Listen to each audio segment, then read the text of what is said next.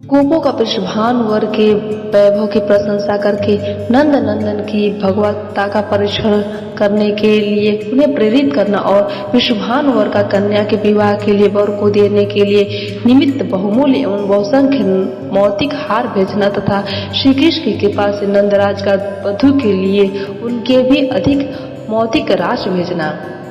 आइए कथा आरंभ करते हैं। श्री नारद जी कहते, राजन, वृषभानुवर की यह बात सुनकर समस्त ब्रजवासी शांत हो गए। उनका सारा संशय दूर हो गया तथा उनके मन में बड़ा विस्मय हुआ। गोप बोले, राजन, तुम्हारा कथन सत्य है। निश्चय यह राधा श्री हरि की प्रिया है।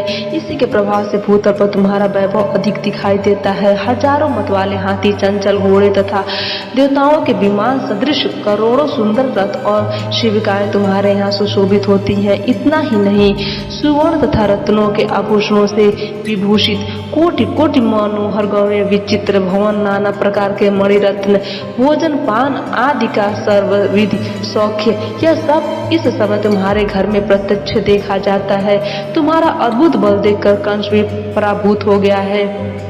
हे महावीर, तुम कन्या कुब्ज देश के स्वामी साक्षात राजा भल्लनंद के जमाता हो तथा कुबेर के समान कोषाधिपति तुम्हारे समान वैभव नंदराज के घर में कहीं नहीं है। नंदराज तो किसान, गो युद्ध के अधिपति और दीन हृदय वाले हैं। प्रभु, यदि नंद के पुत्र साक्षात परिपूर्ण श्री हरि है तो हम सबके सामने नंद के वैभव की परीक्षा कराइए। श्री नारद जी कहते, राजन, उन गोपों की बात सुनकर महान वृषभानुवर ने नंदराज के वैभव की परीक्षा की। मैथिलेश्वर, उन्होंने स्थूल मोतियों की 1 करोड़ हार लिए, जिनमें पिरोया हुआ एक एक मोती 1 करोड़ स्वर्ण मुद्रा के मोल पर मिलने वाला था और उन सब की प्रभा दूर तक फैल रही थी। नरेश्वर, उन सबको पात्रों में रखकर बड़े कुशल वर्णकारी लोगों द्वारा सब गोपों के देखते देखते वृषभानुवर ने नंदराज के यहाँ भेजा। नंदराज की सभा में जाकर अत्यंत कुशल वर्णकर्ता लोगों ने मौतिक हारों के पात्र उनके सामने रख दिए और प्रणाम करके उनसे कहा। वर्णकर्ता बोले, नंदराज, जिनके नेत्र नूतन विकसित कमल के समान शोभा पाते हैं तथा जो मुख में करोड़ों चंद्रमंडलों की सी कांति धारण करती हैं, उस अपनी पुत्री श्री राधा को विवाह की योग्य जानकर वृषभानुवर ने सुंदर वर की खोज करते हुए यह विचार किया कि तुम्हारे पुत्र मदन मोहन श्री कृष्ण दिव्य वर है, गोवर्धन पर्वत को उठाने में समर्थ, दिव्य भुजाओं से संपन्न तथा उद्भट वीर है। प्रभु, वैश्य प्रवर, यह सब देख और सोच विचार कर वृषभानुवर ने हम सबको यहाँ भेजा है। आप वर की गोद भरने के लिए पहले कन्या पक्ष की ओर से यह मौतिक राशि ग्रहण कीजिए, फिर इधर से भी कन्या की गोद भरने के लिए पर्याप्त मौतिक राशि प्रदान कीजिए। यही हमारे कुल की प्रसिद्ध रीति है। श्री नारद जी कहते, राजन, उस उत्कृष्ट द्रव्य राशि को देखकर नंदराज बड़े विस्मित हुए, तो भी वे कुछ विचार कर यशोदा जी से उनके तुल्य रत्न राशि है या नहीं, इस बात को पूछने के लिए वह सब सामान लेकर अंतःपुर में गए।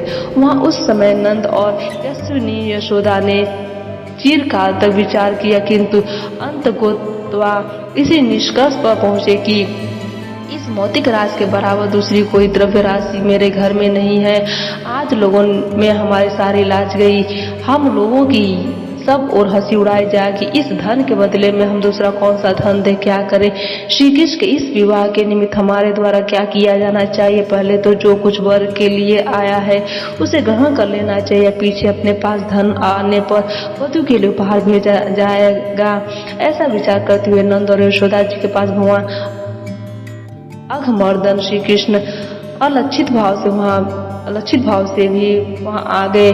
उन मौतिक हारों में से 100 हार उन्होंने घर से बाहर खेतों में ले जाकर अपने हाथों से मोती का एक एक दाना लेकर उन्होंने उसी भांति सारे खेत में छीट दिया, जैसे किसान अपने खेत में अनाज के दाने बिखेर देता है। तदंतर नंद भी जब उन मुक्त मालाओं की गणना करने लगे तब उनमें 100 मालाओं की कमी देखकर उनके मन में संदेह हुआ। नंद जी बोले, हाय पहले तो मेरे घर में जिस रत्न राशि के समान दूसरी कोई रत्न राशि थी ही नहीं, उसमें भी अब 100 की कमी हो गई। अहो, चारों ओर से भाई बंधुओं के बीच मुझ पर बड़ा भारी कलंक पोता जाएगा। अथवा यदि श्री कृष्ण या बलराम ने खेलने के लिए उनमें से कुछ मोती निकाल लिए हों तो अब दीनचित्त होकर मैं उन्हें दोनों बालकों से पूछूंगा। श्री नारद जी कहते, राजे इस प्रकार विचार कर नंदन ने श्री कृष्ण से उस मोतियों के विषय में आदर पूर्वक पूछा। तब जोर से हंसते हुए गोवर्धन धारी भगवान नंदन से बोले।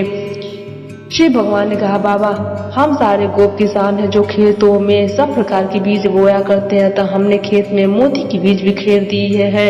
श्री नारद जी कहते, राजन, बेटे के मुंह से यह बात सुनकर ब्रजेश्वर नंद ने उसे डांट बताई और उन सबको चुन बीन कर लाने के लिए उसके साथ खेतों में गए।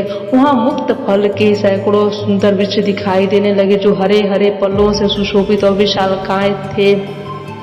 हे नरेश्वर, जैसे आकाश में झुंड के झुंड तारे शोभा पाते हैं, उसी प्रकार उन वृक्षों में कोटि कोटि मुक्त फलों के कुछ समूह के समूह लटके हुए सुशोभित हो रहे थे। तब हर्ष से भरे हुए ब्रजेश्वर नंदराज ने श्री कृष्ण को परमेश्वर जानकर पहले के समान ही मोटे मोटे दिव्य मुक्त फल उन वृक्षों से तोड़ लिए और उनके 1 कोटि भार गाड़ियों पर लदवा कर उन वरणकर्ताओं को दे दिए। नरेश्वर, वह सब लेकर वे वरदर्शी लोग विश्व भानुवर के पास गए और सबके सुनते ही नंदराज के अनुपम वैभव का वर्णन करने लगे।